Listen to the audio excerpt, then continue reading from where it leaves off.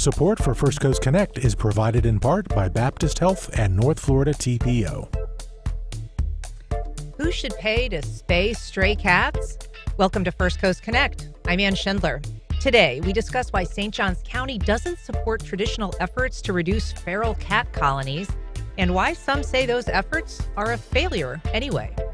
Later in the program, after a turbulent tenure at City Hall, the mayor's former Hispanic outreach coordinator is hoping to rise again in the private sector.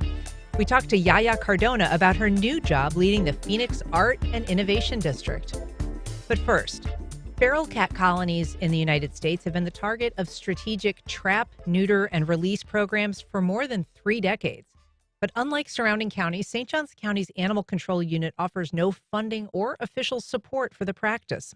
Here to discuss it, I'm joined by Adrienne Arnone. She's a cat activist and volunteer based in St. Johns County. Adrienne, good morning. Good morning.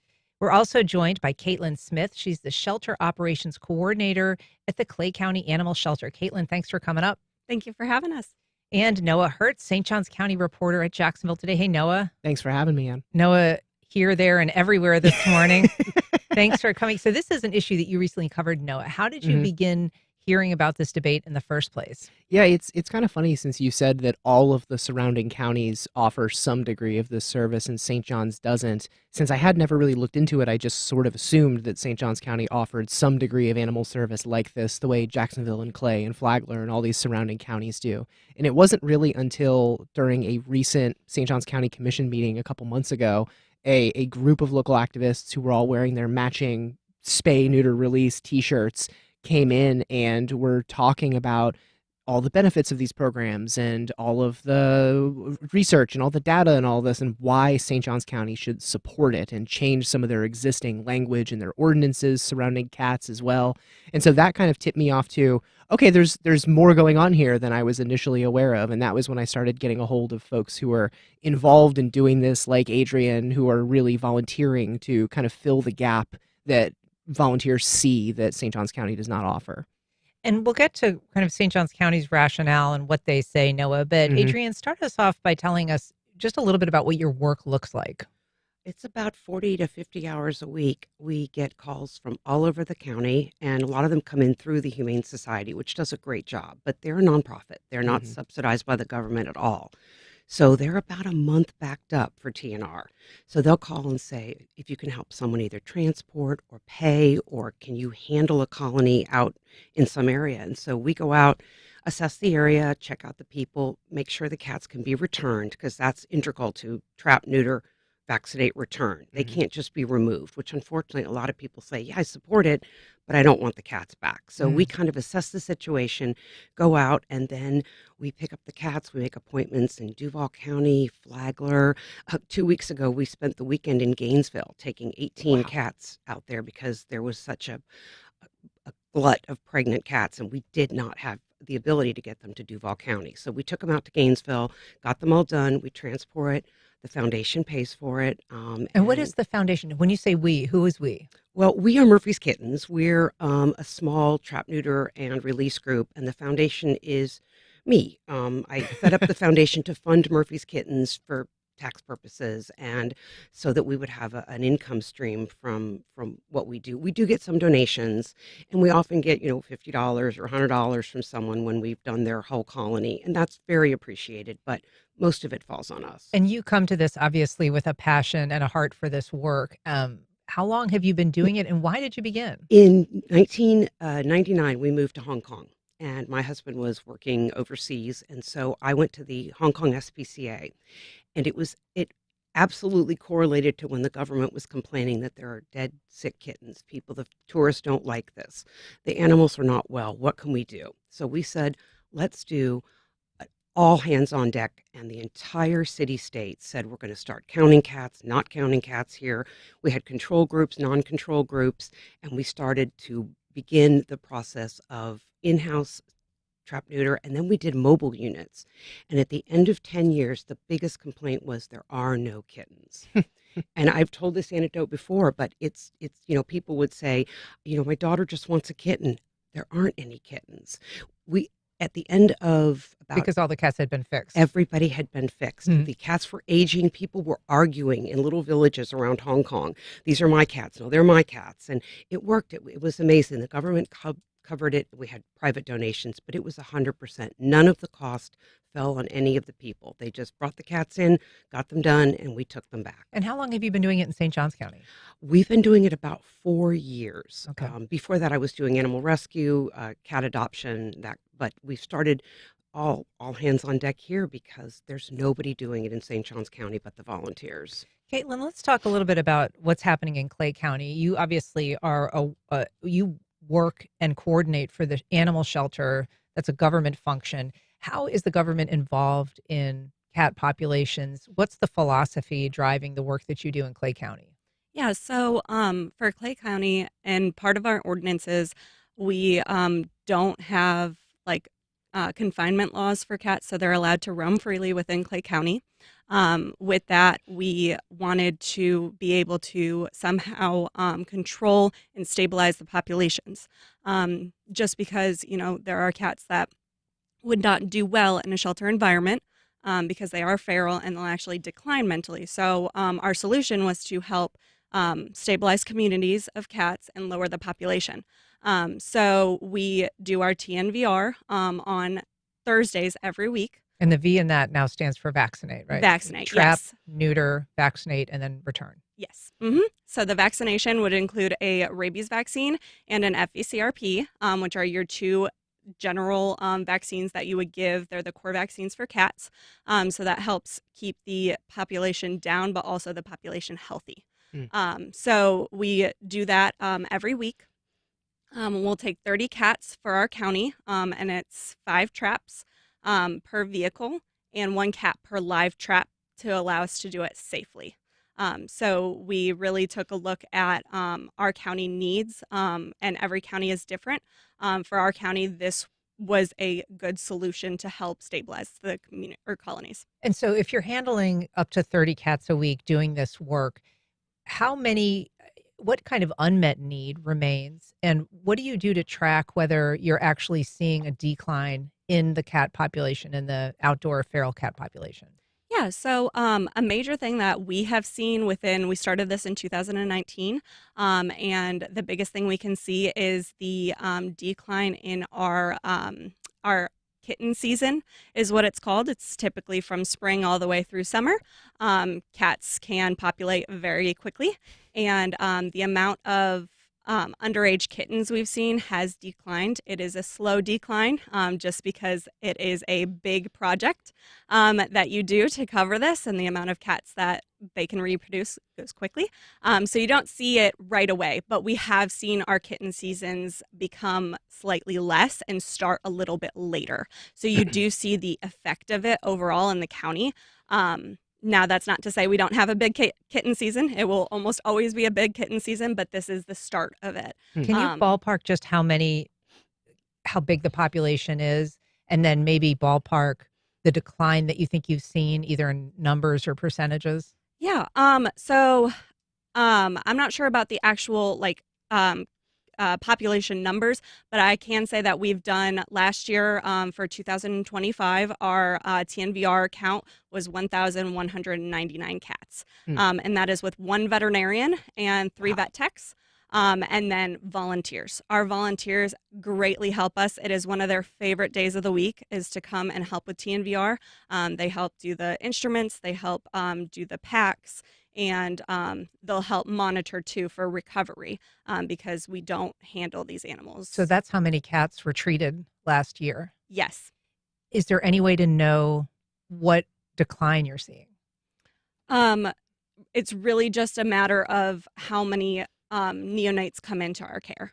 That would be our biggest tell. Okay. And it's population by population. And our community is really what funds that side of our program. Is they're the ones bringing in the cats for us. They're doing that part.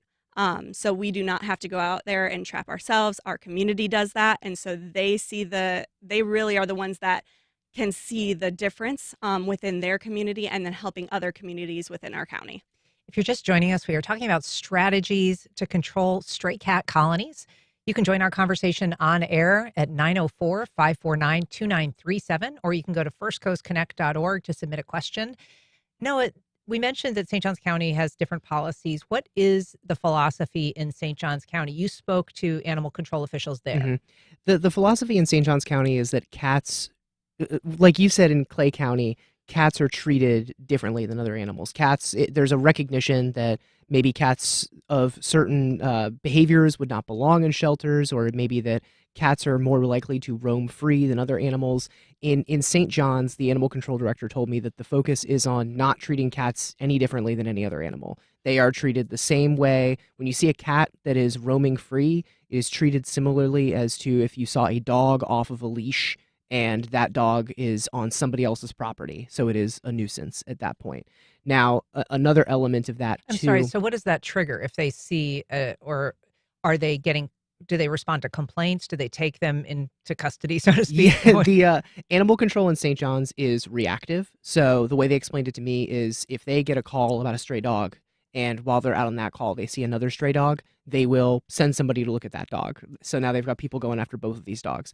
The animal control director told me that they're much more reactive with cats if they are out on a stray cat call. If somebody has called and said, there's a cat on my property, I don't want there to be this cat on my Or a property. cat colony. Or a cat colony, then an animal control officer will come out. But if they happen to see another cat walk by, a cat randomly walk by, a cat in a tree, a cat in somebody's yard, they're not going to pursue it unless they get a complaint from somebody. So That's what do they do told when me. they come across a cat colony? What is their active, reactive, proactive response? What do they do? Do their best to trap them. If they are able to trap them, bring them into the county shelter. And then as people have complained, and I know that's one of the things that you and I talked about, Adrienne, the county shelter is a kill shelter. So if those cats are behaviorally unable to cooperate with other cats, if they are sick in any way, they will be put down. Okay. So I want to shift gears a little bit and talk about a difficult subject, because euthanasia obviously is, something that is a reality when it comes to feral cat colonies, pets that are in decline. I mean, that is often part of life. And so given that, there has also been some research into, whether the trap, neuter, return is truly a humane solution. Some people say, and some science backs it up, that the lives of these kittens, even if they're neutered and spayed, if they're vaccinated even, that they have very difficult lives that are lived in extremis, that they often have painful deaths, that they often are hit by cars or killed by predators. And so the question of, saving this cat and returning it to a population, talk a little bit about striking that balance. Obviously, you're an animal advocate, you're a cat lover. What side do you, obviously you believe in TNR, but what do you say about people who have skeptical views of its effectiveness? Well, I know there's a study that keeps resurfacing every couple of years out of University of Florida. Is it 2020? I think Dr. Yeah. Hofstetter. I spoke with him for the story I wrote. And Yeah. The underpinnings of that I find a bit faulty. If you start to unspool what his resources are, they're zoologists, they're wildlife people, they're folks who were looking only at toxicology of cats. The only animal group that they looked at was PETA, and PETA's against TNR. Which I think would surprise a lot of people.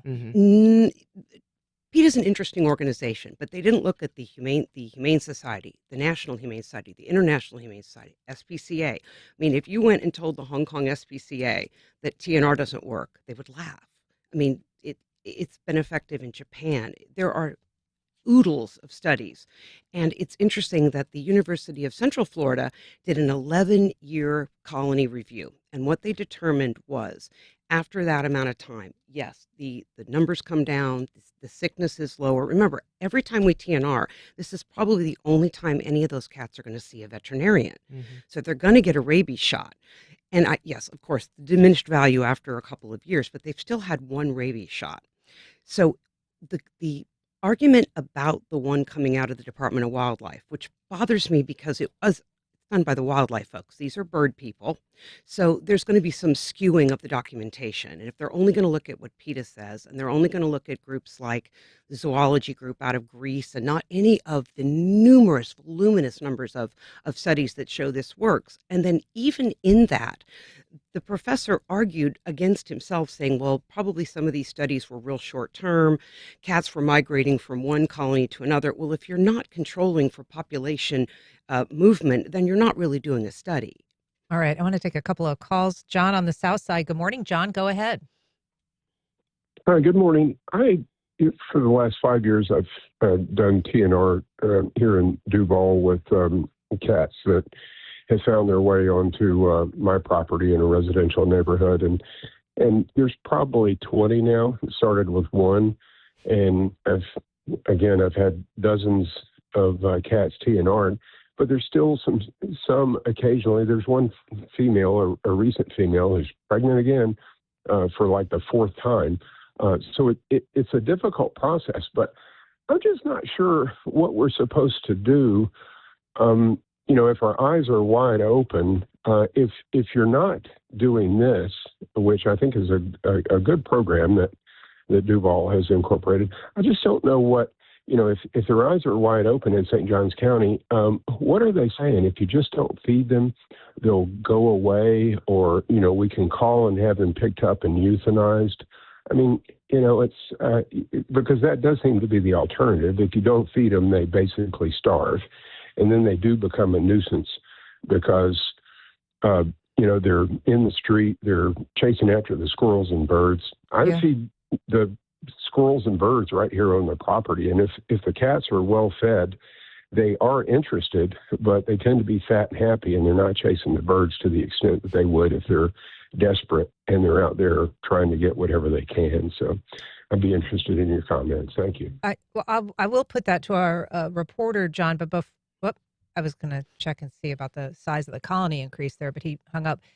So in terms of feeding cats, I mean, I do believe that there's some indication that feeding them doesn't stop their predation on birds. I mean, that they continue to do what cats do.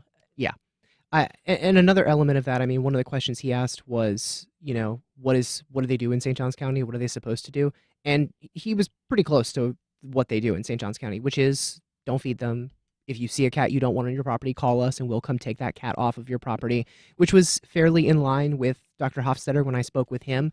He's the University of Florida researcher. Yes, who Adrienne was talking about. His argument when we were talking about this was that it doesn't get to the core, TNR does not get to the core issue that cats living outside face, which is that they live outside. Now, to the caller's point, what are you supposed to do then? It definitely raises questions of what you were supposed to do. And so the argument that the professor made was that in a lot of cases, euthanasia is actually more humane. It is a better alternative for a cat to be put down than for them to continue to live outside. And then, like you said, and potentially have a violent or death or a dangerous death or something like that. I don't think that those are equivalent. I mean, when we go out, we have enthusiastic people that, like your trappers, we're very excited to go. We pick up the cats, we do the work. Animal control is completely reactive. If there's a colony, they go out, they put some traps down. If they catch one or two, that in no way eradicates the problem. So it isn't an apples to apples comparison. Gotcha. I've got a call from Peter in East Arlington. Go ahead, Peter. Yes, hi, good morning. I live in a community that had a problem with feral cats. Fortunately, we had a young couple who took it upon themselves to trap the cats, and there is a vet on the west side that will neuter them free. The biggest problem we had was well-meaning people in the neighborhood feeding the feral cats. And it took a long time, several months, to convince them that they were not really helping the problem. Once we got them on board, we were able to trap the cats that had not been neutered, get them neutered, release them, and then the people would keep feeding them. But at least we solved the breeding problem. But part of the problem seems to be well-meaning people. Thank you.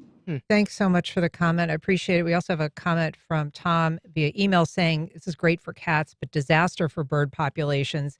We do know that there has been, I think, millions of birds that are linked to outdoor cats. I mean, there is a question, and I would direct this to you, Caitlin, about instructing people to keep their cats indoors. I mean, feral cat populations develop because there's outdoor cats, but PETA, other groups suggest that cats just be kept inside, that they not be allowed to roam, in part because of their devastating effects on the ecosystem, particularly birds, migratory birds or nesting birds, but just for their own safety. Yes. Well, cats, just like any animal, typically have jobs. A lot of those cats, they're like barns need those cats because they're controlling the rodent population and like deterring other animals that could cause issues to the farm animals. It's no different than having a working dog on a farm. The If you're important talking, part, Clay County has certainly some rural areas. yes, we do. And so for us, it's helpful. We have people that come to our shelter looking specifically for outdoor cats that they can keep on their property so that they can control that rodent population and that sort of thing. And so What about for your burgeoning suburban population in Clay County? What do you recommend as a shelter? Do you talk to people about their cats indoors versus outdoors? We do. We just recommend that they really focus on the getting them fixed. So we do have quite a few low-cost private vets in the area too for owned animals that they can go and get them sterilized. Okay. And then we recommend ear tipping as well. That tells the entire community. The left ear tipped will tell the entire community that cat is fixed, and so they don't need to go ahead and trap them and take them back in. Got a call from Michael on the north side. Good morning, Michael. Go ahead. Hi, yes, good morning. Yes, so I have, I guess, what you probably would consider a cat colony. I'm not sure. In my neighborhood, I think it's about 4 or 5 stray cats. But in my opinion, they've been great. They've killed snakes. We find dead snakes, around the neighborhood. One of my neighbors even saw them fighting a snake, and it killed the snake. Like you said earlier, they killed the rodent population, keep that down. So I was just curious, you commented, or one of the previous listeners wrote in about the devastation they could cause to the bird population. But beyond that, what are some of the complaints that you hear from people regarding these cats in the neighborhoods? Because, again, they're welcome, I guess, neighbors, I would say, in my neighborhood. Thank you. Sure. That's a great comment, Michael. Noah, I mean, maybe Caitlin can answer this too, either of you, but certainly one concern people have is just, disease, because these cats are, whether their own lives are safe and healthy, they can also spread disease, and they can spread rabies. They're a vector for that as well. So there are, I guess, environmental concerns beyond just the bird population. What can you tell us about that? So the biggest concerns we typically get is the population. Just the size of it. Yeah, the size continuing to grow. So when people, citizens come in and they're having an issue with the population, it is more times than not, it is that the fact that the population keeps growing. It sometimes can be some concerns about health, but they can go ahead and trap them when it's something concerning and bring them in, or injury and stuff like that, because we will. If it's in our county, we're going to take in sick and injured animals and rehab them, and then re-release them if they're able to be. Okay. Noah. That was very similar to what I was going to say. Definitely the thing that I hear the most is disease, and also, like you said, Caitlin, the combo of growing, but also just the presence of these cats. I mean, the dynamics of what things look like in St. Johns County versus what they look like in Clay County are definitely different. But I do know that, when woods get torn down to develop a new neighborhood in St. Johns County, people might not realize that maybe there were some cats living in a tiny little area, or maybe there were some cats living behind this one person's little building that has now been torn down, and now there is a bunch of cats in this area. And so I think there's definitely a sense from some people of, I don't want them in my backyard. They could be somewhere else, but I don't want them in my backyard. And there are definitely parts of St. Johns County where you won't. I really doubt if you go to Sawgrass, you will see many stray cat colonies. But in other parts of the county, Hastings and behind shopping plazas, anywhere in St. Augustine, you will see stray cat colonies. Sure. There. And Adrienne, there are stray cat colonies that you care for that are in some of those places that Noah mentioned. Some people will say, well, if you're feeding them, you're just going to be drawing cats, so even if you're working on the cat population that's there and you're able to successfully trap some of them, you're going to be drawing other ones that are perhaps going to be breeding or just kind of making that colony larger. So what do you say to people that might be concerned that you're, helping to sustain a population rather than helping to, facilitate its decline? I would say that's the beginning of starting to be able to trap, because we've got a couple of colonies that are well contained, well managed, well fed, and clean.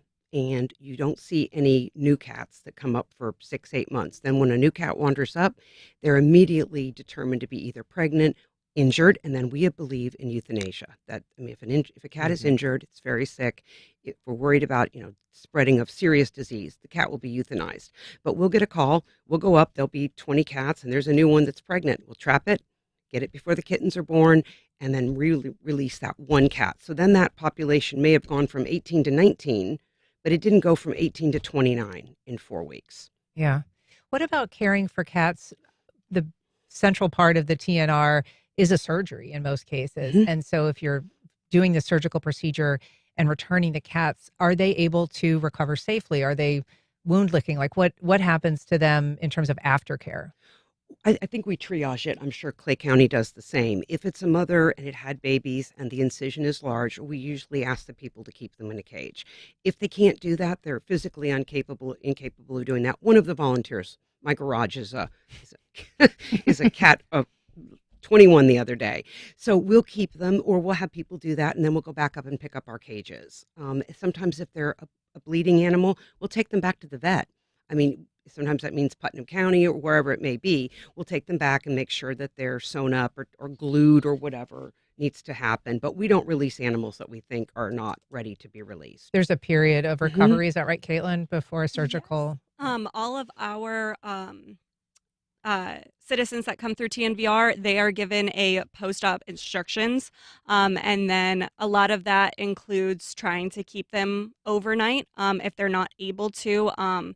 Just trying to make sure that they're monitoring them and then retrapping them if they have any concerns and bringing them back, just giving our facility a call and they can talk to a vet tech, and if they're able to get pictures and stuff like that, to send it to us to see what the most easiest and most humane way to treat it would be.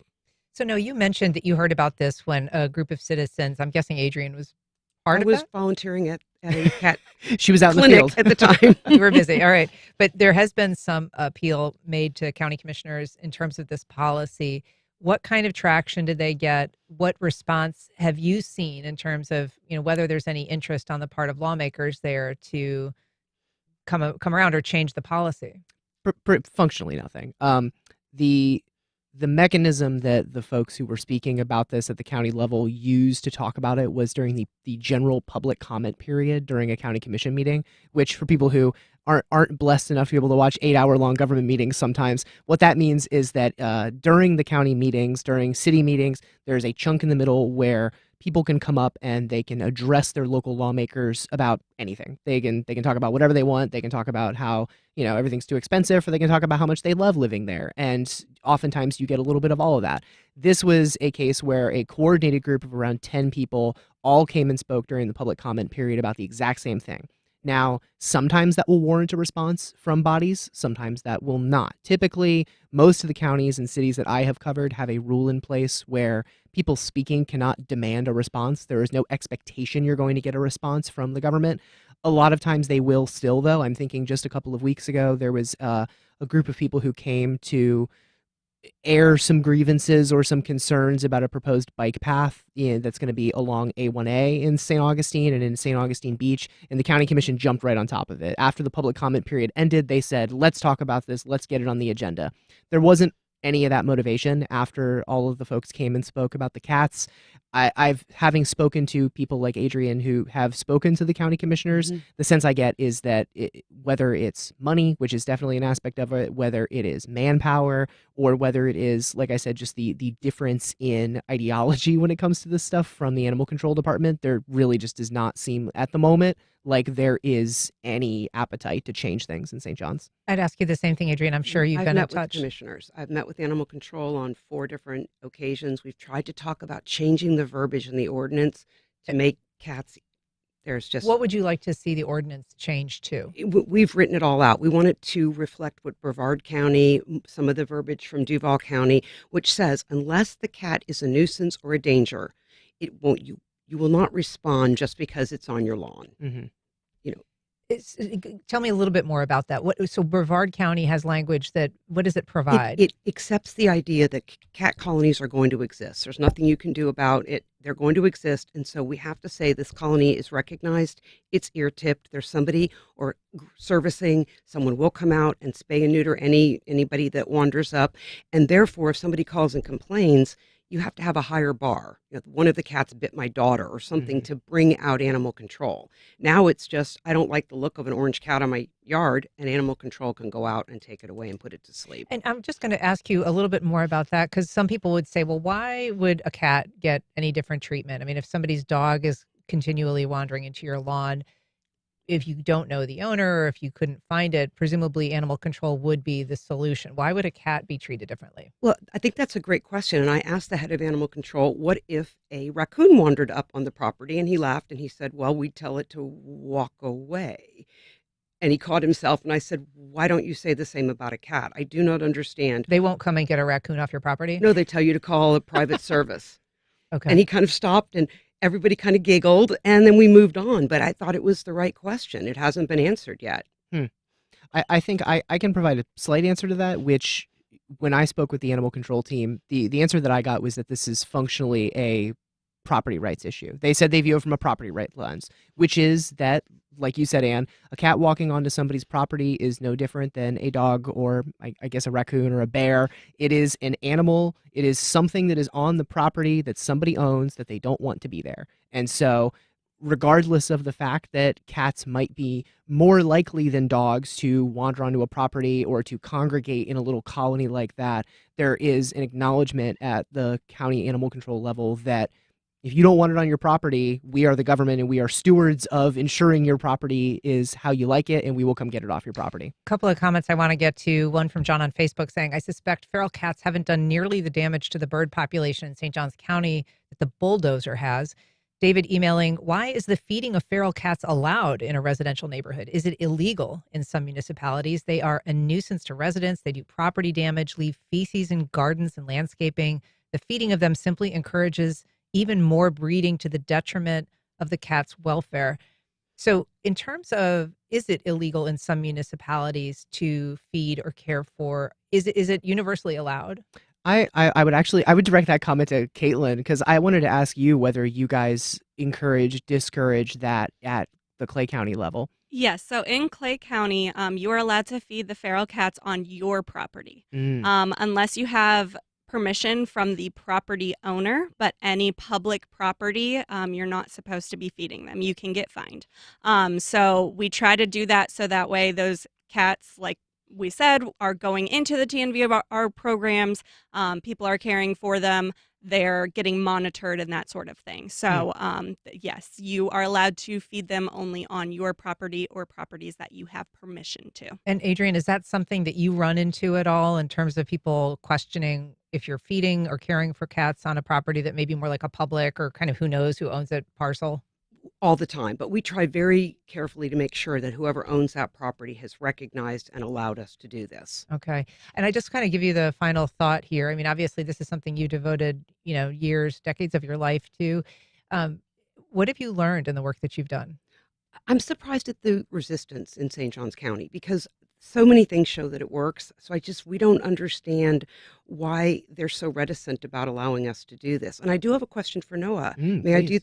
I do? Sure. In the article, when you spoke to the head of animal control, he Yeah. referenced something saying that there are people making money off of TNR. And yeah. I checked all my pockets and it wasn't me. So I am very curious as to who is the money grub for. I think the argument he was making in that case was about the long-term success or lack thereof of these programs. When we were talking about that, he pointed at Duval County as an example. And I think the same argument could be levied at Clay County in a couple of years too. And his argument was, well, look, Duval has had organizations doing TNVR for ages, but there are still a bunch of feral cats. So if that is the case, do these work? No, he does not believe that they work. He believes that he has seen a more natural decline in St. John's by virtue of the way that they act. So maybe not you, but I believe the allegation there was that there are maybe some groups that he believes are kind of running a racket and may want to see cat populations perpetuated so that they have the work to continue to do these kinds of things. We're going to have to leave it there. Adrienne Arnone, Caitlin Smith, Noah Hertz, thank you all so much for being here. Really appreciate it. Thank you. All right. Up next, we sit down with the mayor's former Hispanic outreach coordinator after her departure from City Hall to find out what's next.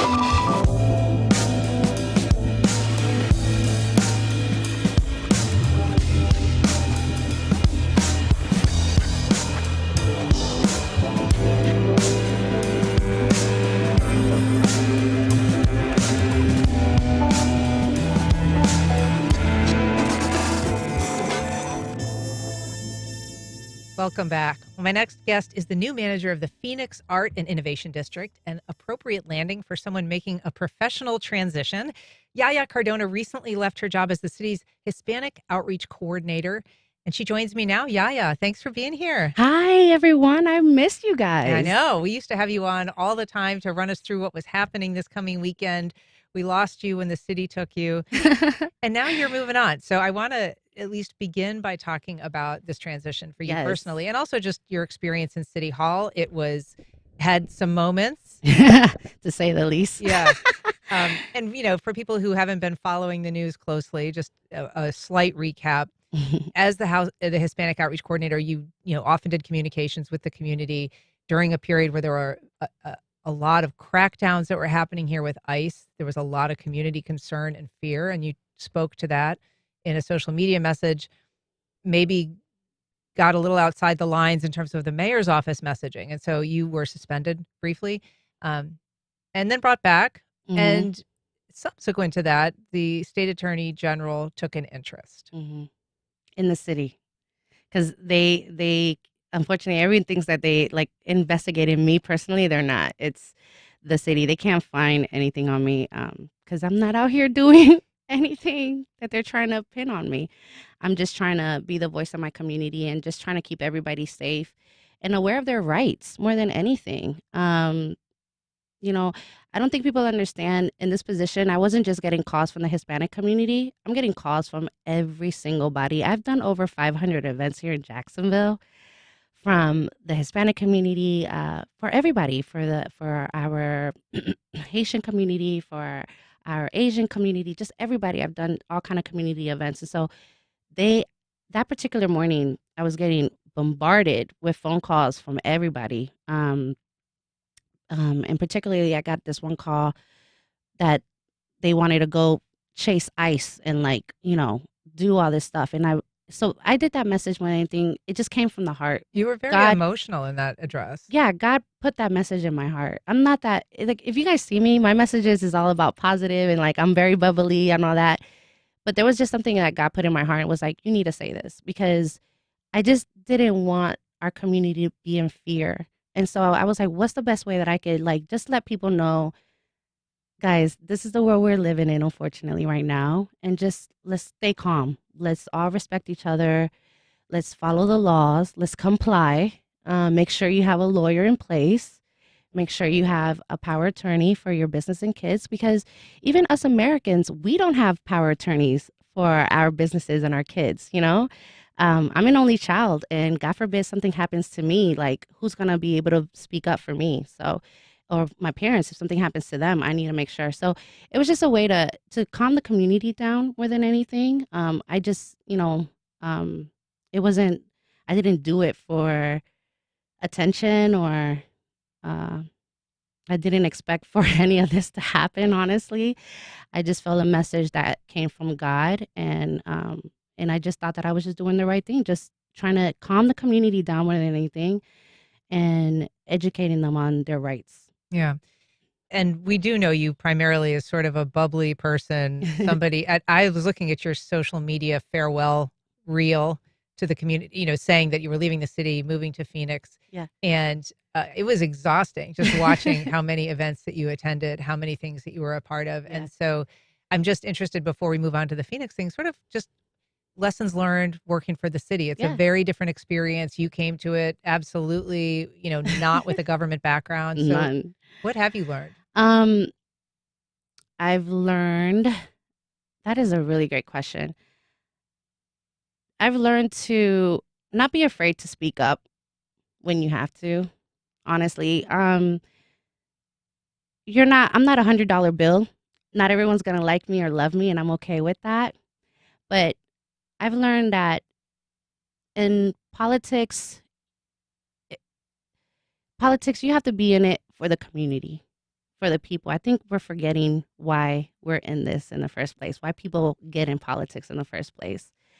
And I've learned that I don't want to be in politics. I'll tell you that. I've learned I don't want to be in it, but I still want to I still want to help the community from the outside.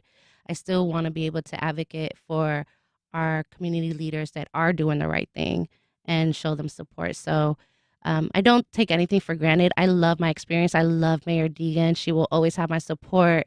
The community, the immigration community, we love her. We see everything that she's doing for us. And I'm just so, so grateful that she gave me this opportunity to really learn about our city and how consolidated government works. Because I don't think a lot of people understand that Jacksonville is a consolidated government. And so learning how all of that works was really interesting. But I'm ready to take what I learned and bring it to Phoenix and really vamp up that community. All right. So I do want to talk about Phoenix because there's a lot going on there. This is a project in Springfield. It is a major redevelopment of sort of former industrial properties.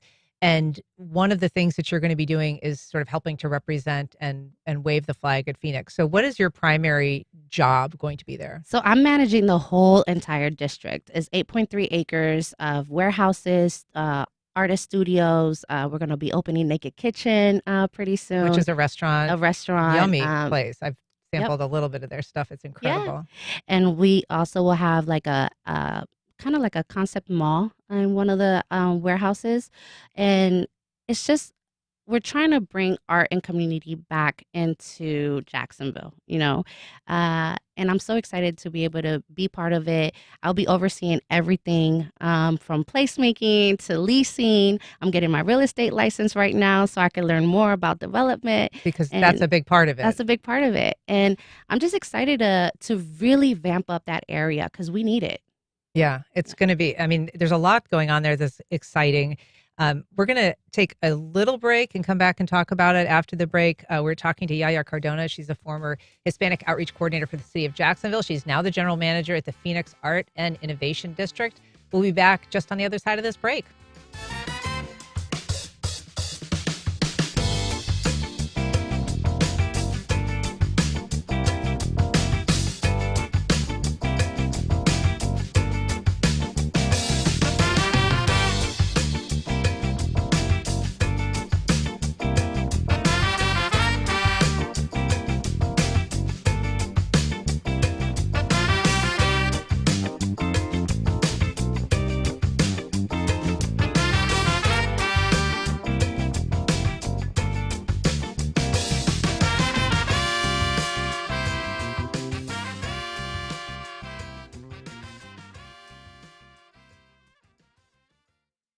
Terrell Hogan Law. I'm Wayne Hogan. Highway, hospital, home, work. Where injuries happen can make a difference in the law and the outcome. More at TerrellHoganLaw.com. Alchemy Yoga and Wellness, opening this summer in Ortega, offers a balanced approach to movement and recovery. Services include yoga, infrared sauna, cold plunge, massage, and facials in one location. More information at alchemyjacks.yoga.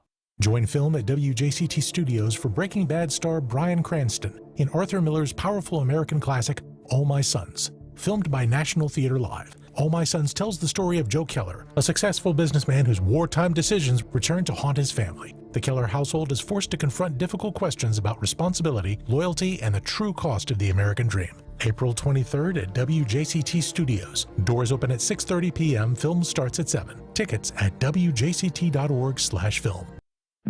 A mysterious condition makes people intoxicated, even if they haven't consumed any alcohol. Sudden loss of coordination, slurring his words, and sure enough, his alcohol level was elevated. And we hadn't even considered alcohol. I'm Deborah Becker. The medical and legal implications of auto brewery syndrome. That's on the next On Point. Today at 11, here on WJCT News 89.9.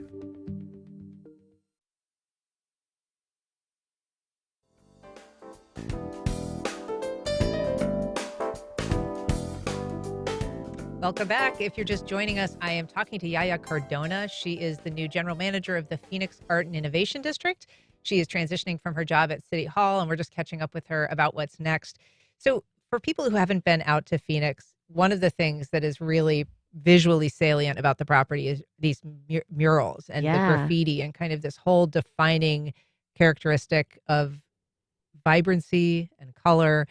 So what is the idea behind that? I know that the developer, Tony Cho, has this link to Miami's Wynwood. Mm-hmm. So he's one of the primary investors in Wynwood. And obviously we know Wynwood is one of the biggest districts in the world now, especially with Art Basel. So he wanted to bring that concept here to Jacksonville, but he doesn't want it to be what Wynwood is now, which is it's nothing bad. He just wants it to be more community focused, with art obviously still involved and all that. So we're doing more.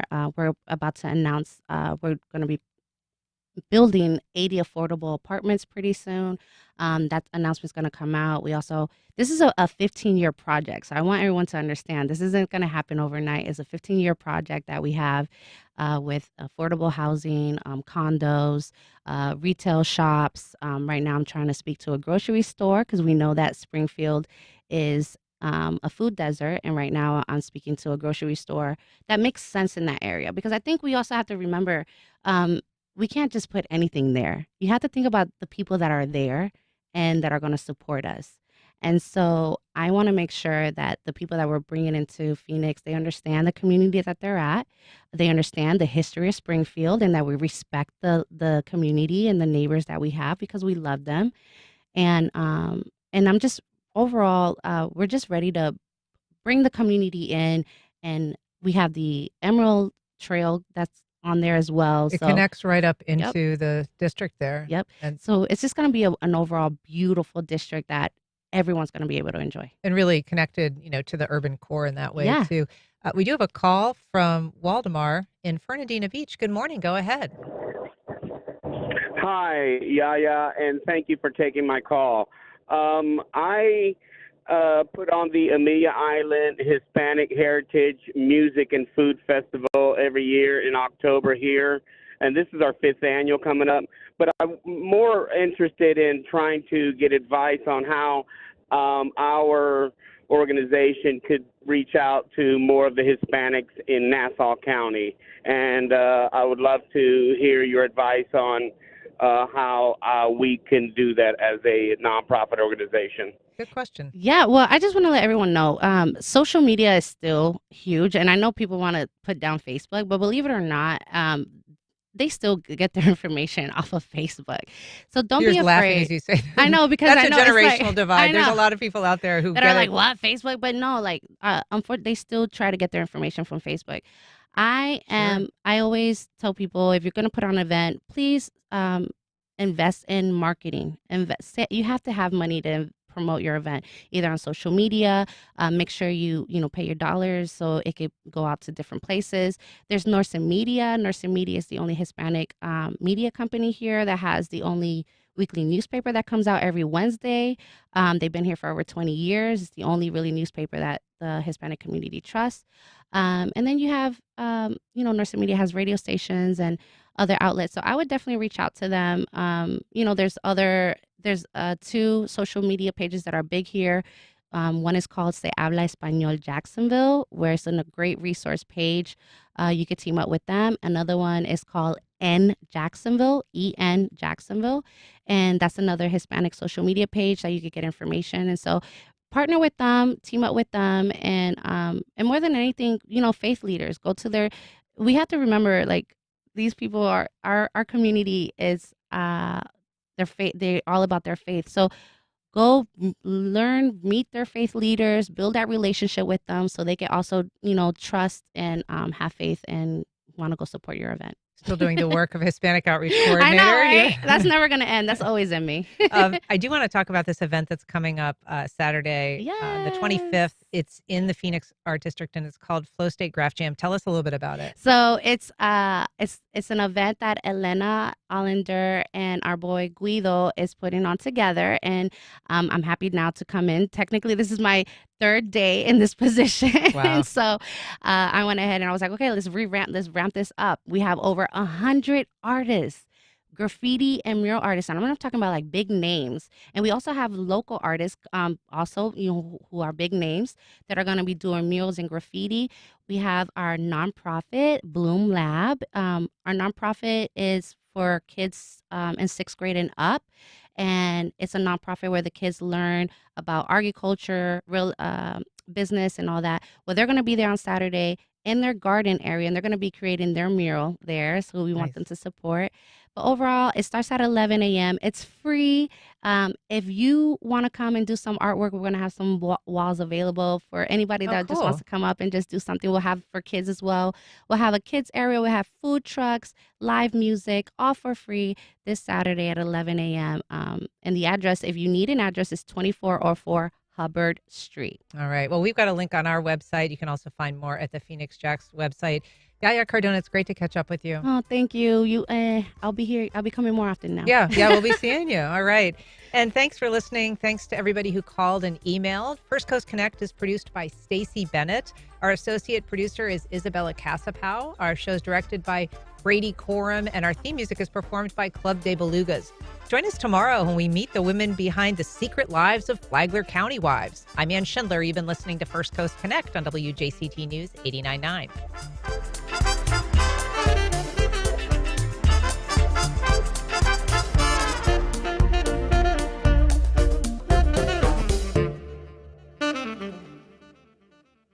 Support for First Coast Connect is provided by Baptist Health and the North Florida TPO. The North Florida TPO is dedicated to transportation planning, funding, clean fuels, and new technologies for a vibrant, resilient, and connected region. More information available at northfloridatpo.com. Baptist Health is a proud supporter of First Coast Connect. Baptist Health, committed to building a healthier community for all of us. More info at 202-4YOU or baptistjacks.com.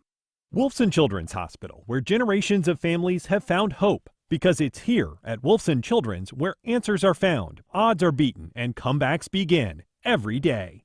Wolfson Children's, always here. Visit wolfsonchildrens.com.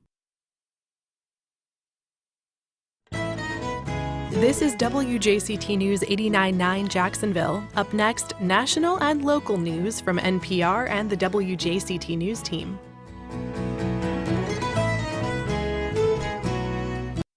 About half of U.S. adults visited a casino in the last year. They offer entertainment, fine dining, and of course, gambling. But when can the experience go bad? From WAMU and NPR in Washington, this is 1A.